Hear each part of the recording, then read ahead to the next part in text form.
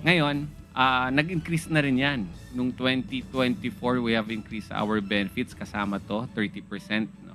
Nag-increase tayo ng 30%? Yes. Tapos on top of that, nung 2025, nag-increase muli ng 50%. Wow, okay. At ngayon, tulad ng sinabi mo, itong last month lang, nung April, it was pronounced by our president na nagkaroon ng expanded maternity care package. So lumaki pa no, yung ating benepisyo. So yung normal spontaneous delivery, Okay. at kung ito ay ginawa sa mga PhilHealth accredited infirmaries or primary care facilities, yung dati-rating old case rate natin is 12,675, naging 14,000 na ngayon. Okay, 14,000 na ang Mhm. bayad sa normal delivery. Yes. Okay.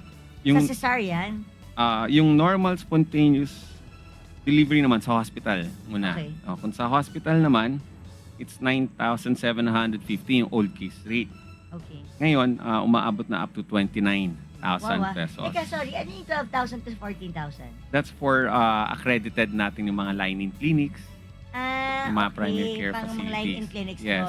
Pag mga hospitals, From 9,750, naging 29,000 pesos. so regardless yan kung government hospitals or private hospitals. Yes. Private and public po yan. Ngayon, let's go to CS. Okay. Pag cesarean section, yung old case rate dati natin is 37,050. Of course, pag CS yan, high risk yan. So, sa hospitals lang po ito. Okay. Yung new case rate natin is 58,000 pesos. Wow. So, ang laking bagay nito sa mga mommies dyan 58,000 pesos na ang cesarean, 29,000 naman sa normal sa mga hospitals. Sa lying-in clinic as 14,000. Mhm. Tapos meron pa kayo nung maternity leave Ako may batas na.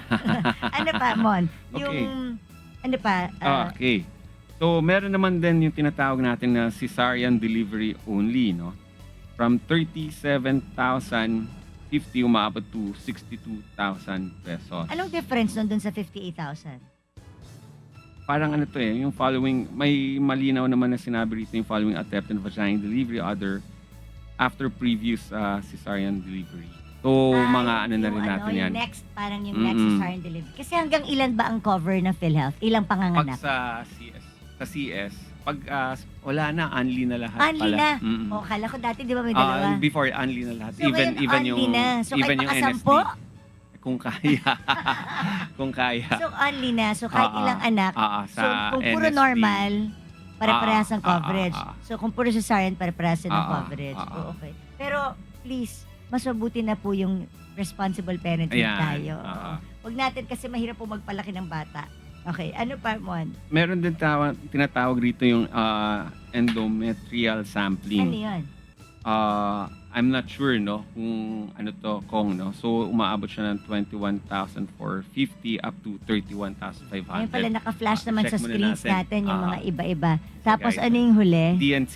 DNC. Aha. Ano ba yung DNC? Actually, yun yung parang paparas. Paparas pa. Okay. So from 21,450 umaabot na siya up to 36,500. 36,500. So, syempre, this